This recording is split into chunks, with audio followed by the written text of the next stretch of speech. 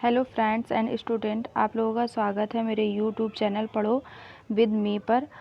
आज का टॉपिक है हमारा शब्द विचार। आज हम लोग शब्द के विषय में जानेंगे, शब्द कैसे बना है और इसके भेद कितने होते हैं, फिर उसके उपभेद कितने होते हैं, तो इसके विषय में जानेंगे हम लोग।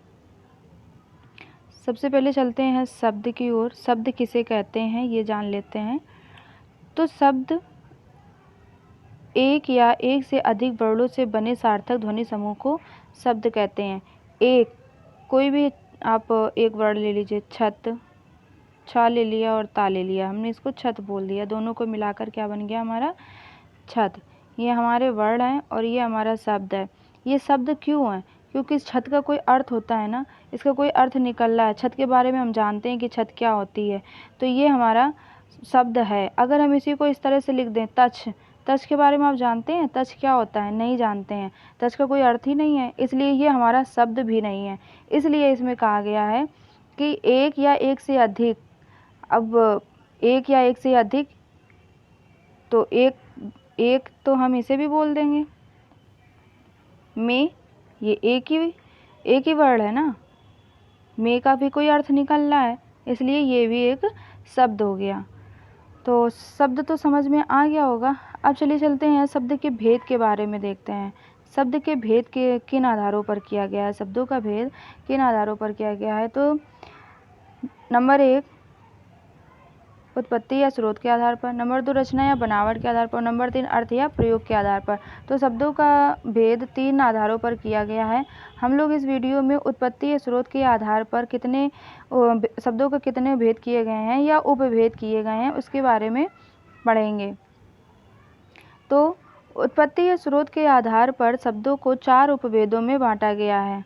कौन कौन से हैं ये देखते हैं। तो सबसे पहले है तत्सम शब्द, किसी भाषा में प्रयुक्त। सबसे पहले जान लेते हैं कि तत्सम क्या होता है, तत्सम का अर्थ समझ लेते हैं। तो तत् प्लस सम, तत्सम 2 शब्दों से मिलकर बना है और इसका अर्थ है तत् में उसके,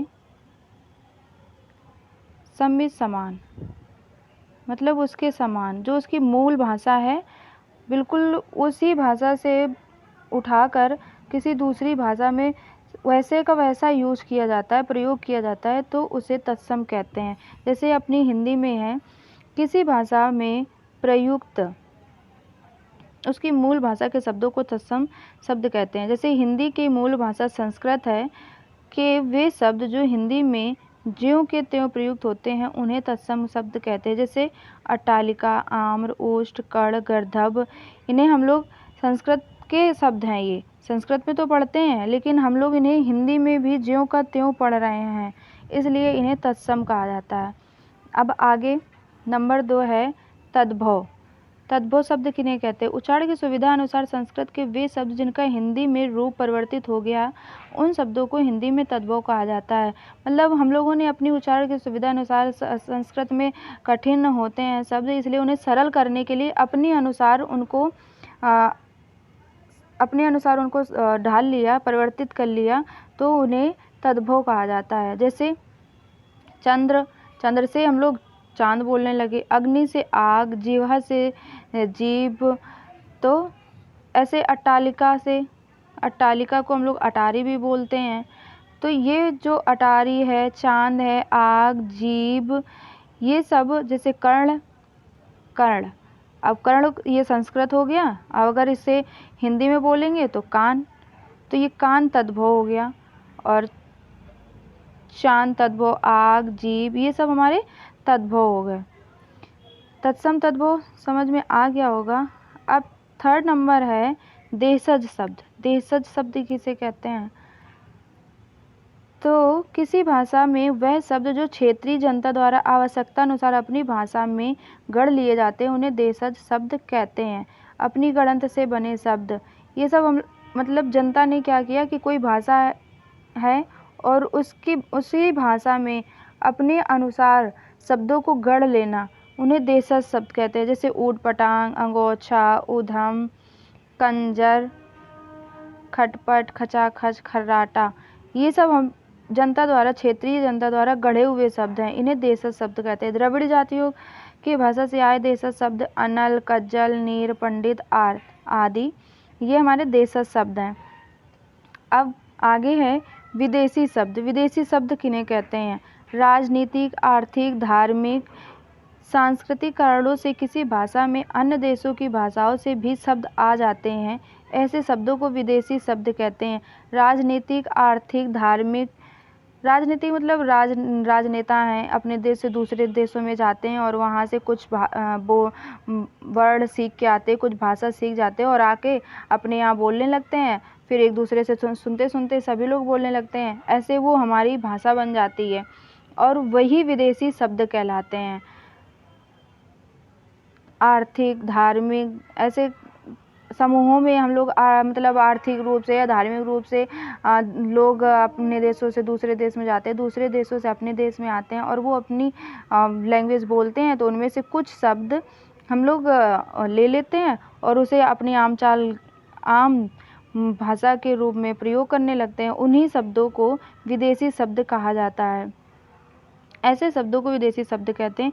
हिंदी भाषा में प्रयुक्त अंग्रेजी, अरबी, फारसी, पुर्तगाली, तुर्की, फ्रांसीसी, चीनी के अतिरिक्त डच, जर्मनी, जापानी, तिब्बती, रूसी, यूनानी भाषा के शब्द भी प्रयुक्त होते हैं।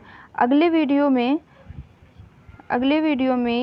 अंग्रेजी, इनमें अंग्रेजी के कौन से शब्द हैं, अरबी के कौन से शब्द हैं, फारसी, पुर्तगाली, तुर्की, फ्रांसीसी, इन सभी भाषाओं के शब्दों को लेकर आएंगे, तो आप लोग उस वीडियो का इंतज़ार करिएगा।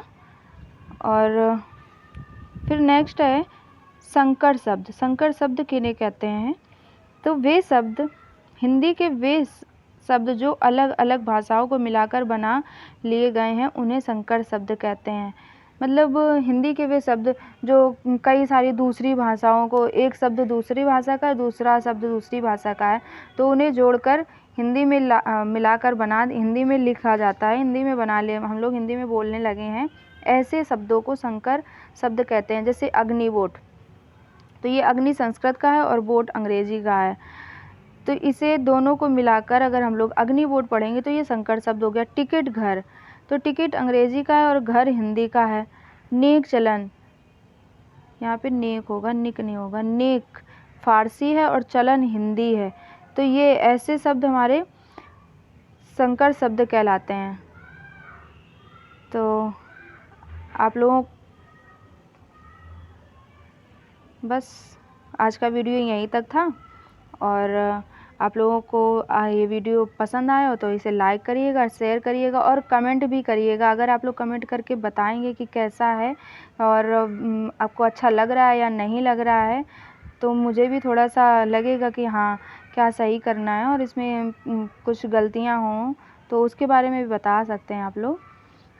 तो चलिए फिर, बाय।